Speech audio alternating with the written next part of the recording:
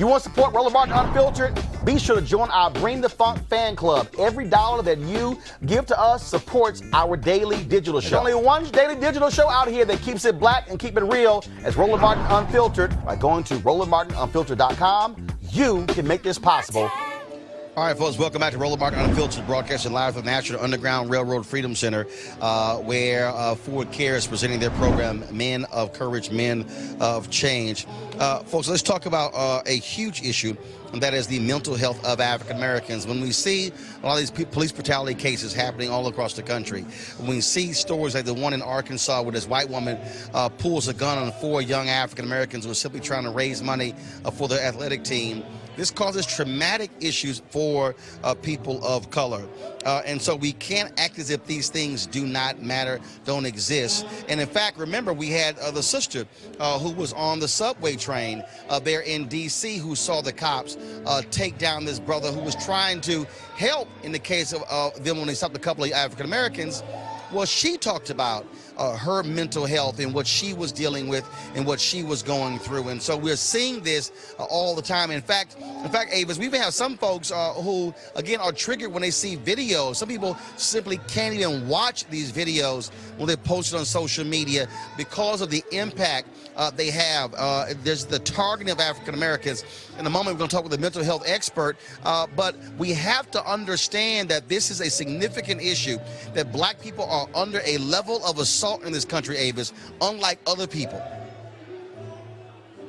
People couldn't even watch when they see us, a fictional, well, not fictional, but a representation of a true story, right? Just because of the trauma that would induce by watching what those young men went through as young boys. And so, you know, this is a real issue. In fact, I've read that trauma itself can be passed down through the DNA. And so it's not just a one-generational impact of trauma.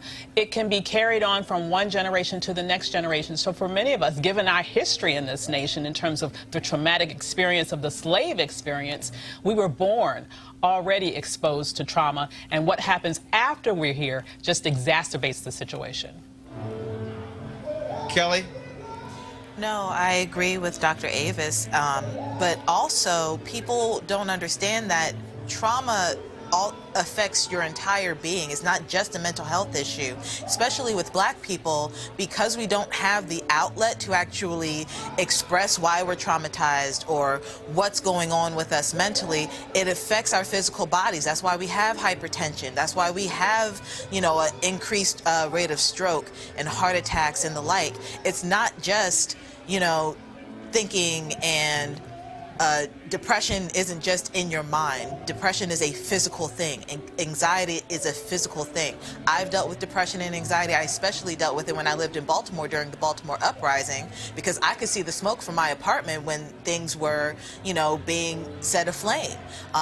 And it's interesting because I was fortunate enough to actually have a therapist at that time, but so many people aren't. So many people, especially in these inner cities like Baltimore, Chicago, DC, and the like, they don't have the means, they don't have the resources, and their local governments don't have the means and resources, or even think about having the means and resources to actually help this group of people. Right. And just because we're people of color doesn't mean that we don't have, you know, we're not a monolith.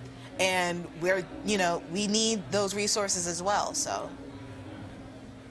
Let's go to attorney Enola Aird. She's the founder and president of Community Healing Network. And Enola, this is obviously an issue that does not get the level of attention that it needs.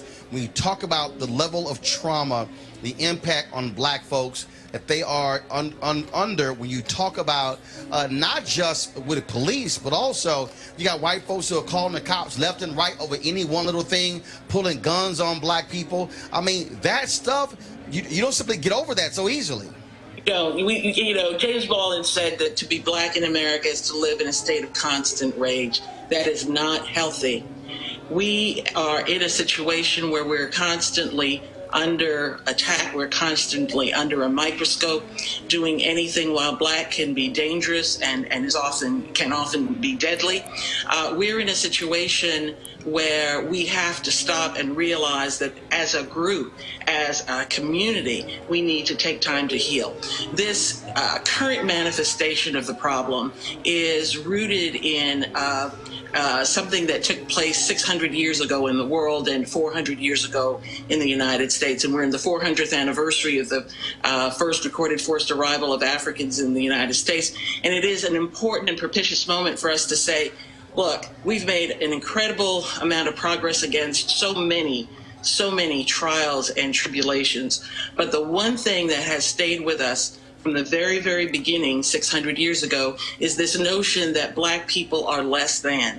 And that is what we are pointing to at Community Healing Network as the root cause of the devaluing of black lives, the root cause of our mistreatment, of oppression, of depression, of blood pressure, high blood pressure, all of the problems that we point to and worry about, and all of these symptoms are rooted in this notion that we are less than, that there's a hierarchy of humanity, and that white people are at the top and black people are at the bottom, and sometimes black people aren't even in the circle of humanity at all. And we believe that unless we deal with that issue, no constitutional amendment, no legislation, no whatever we may do is not going to address the problem. So we have to go to the root cause, and that is what community healing is about. That is what we are about this coming week in the state of Virginia. As we go to the capital of the Confederacy in Richmond, we go with the intent to honor our ancestors and to honor our children by breaking with the most powerful weapon formed against us as people of African ancestry, that lie. We want to declare our freedom from that lie, and we want to develop strategies. We want to share strategies with people so that they can go back to their communities and begin what we call an emotional emancipation circle, a global movement. This movement has been in force since 2006. 2019 is a very, very important year for us. We've been working toward this year since 2006 on the theory that we wanted to engage a critical mass of black people in this movement for emotional emancipation, healing, wellness, and empowerment by 2019, so that we would be able to see ourselves in a whole new light, to see ourselves in a more healthier view by the year 2020. And that is what we intend to do. Our emotional emancipation circles are self-help support groups. I heard the ladies talking earlier about the need for mental health support. We think that this needs to be a comprehensive, community-wide, global movement, in fact. And for the last 5-10 years, we have been, along with the Association of Black Psychologists, sharing this strategy with people across the diaspora, and it has been resonating. People are realizing that we do need spaces where we can breathe, spaces where we can take the time to heal, understand the impact of historical forces on our emotional lives. What has it done to how we view ourselves? What has it done to how our children see themselves? And what has it done to our relationships and the well-being of our community? It is time for us, as Dr. Maya Angelou said, that it's time to take a day to heal from the lies we've been told and the ones that we've told ourselves. We will not be able to move forward, we believe, as a people until we deal with this issue. And we believe that since we have done such amazing things, even while carrying the weight of this lie on our shoulders, we will be able to do even more amazing things once we have taken the time to heal and free ourselves and, more importantly, our children from this heavy burden. So how can folks reach your organization? CommunityHealingNet.org, CommunityHealingNet.org. Okay. Well, surely appreciate it. Thank you so very much. Thank you for giving us a chance to talk with you. Bye-bye. All right, folks, back to that Roland Martin Unfiltered video in just one moment. All right, folks, you've heard me talk a lot about marijuanastock.org. Why? Because I want to keep you informed of investment opportunities that make sense. We've all watched the growth of the cannabis industry. A recent report by New Frontier Data estimates the global cannabis market at over $340 billion. Now, we know that marijuana legalization is sweeping the country state by state. We also know that marijuana has a good cousin, the hemp plant, which with a much higher concentration of CBD. That means hemp gives you all the medical benefits of marijuana without getting you high. Now, until recently, hemp farming was practically illegal in the U.S. and heavily regulated by the DEA. However, the 2018 Farm Bill changed all of that, making it legal to grow hemp CBD in the U.S. and creating one of the largest commodities worldwide. They need land to grow all of the plants. And folks, this isn't rocket science.